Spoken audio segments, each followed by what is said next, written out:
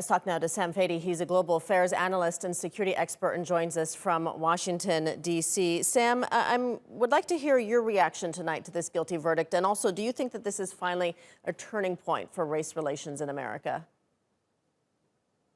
We are far from a turning point when it comes to race relations in America. When it comes to that part, we are talking about an entire system. And this has rightly been echoed by Senator Bernie Sanders. Like he said, the verdict today ensured accountability against Derek Chauvin, but it doesn't ensure justice for George Floyd and too many hundreds of other people that have died in the hands of law enforcement here in the United States.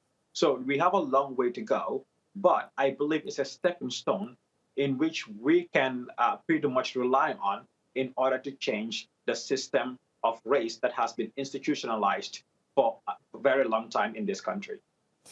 Sam, the original police statement about the death of George Floyd read that a man had died after a medical incident during an interaction with police. Do you think that we would be here now if not for that video that everyone has seen, that really awful video, and then the protests that erupted worldwide because of it? In fact, the video and the protest and everything that occurred after that, not just in America, but throughout the world, made what happened today happen, because the entire world was looking at the outcome of this. It sort of influenced it. However, this is the same story for so many people whose stories have not gone viral. It's either something was planted, or a story was made up, or there have been indications that some medical issue happened which led to that particular individual's death, and nothing comes out of it. In fact, while this is happening, we are seeing lots of incidents of police shooting while this particular trial has been ongoing. And for most of them, they have not gone viral and nothing came out of it at all. So it's a systematic problem that needs to be addressed in order for us to move forward. Like the president said today, it's sort of a stepping stone for us to start getting a turning point.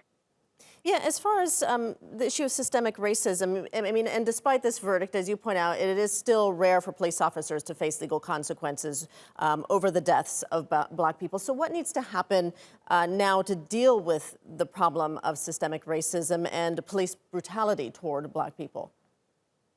There needs to be some serious police reform. And as a country, we need to have conversations when it comes to race. In fact, I have been having some conversations recently with some of my professors, and this is what we've been talking about, that sometimes as Black people in this country, you walk in your own neighborhood and you feel like a danger because of a stereotype, simply because I am Black or another person is Black walking in that neighborhood.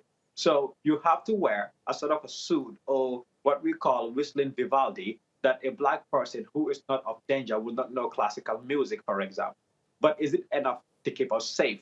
You have Black people, you have the police being called on Black people in their own neighborhoods. In fact, so far so good. While this issue had been happening since last year, just this year, between January and the end of March, more than 210 people have been killed by the police. So it is in effect an accountability towards Derek Chauvin, but it's not justice at all for everybody else that have died in the hands of police for no reason in this country. So we need to have a conversation, and this is a conversation that, usually a lot of people are not comfortable with, but we need to start having this conversation. We need to start reforming our police. We need to start retraining the police. In fact, mostly, like we had in this particular trial, several police officers, including the chief of police for the city of Minneapolis, said that this is not their training standard. But we see how American police across all this country uniformly react to situations.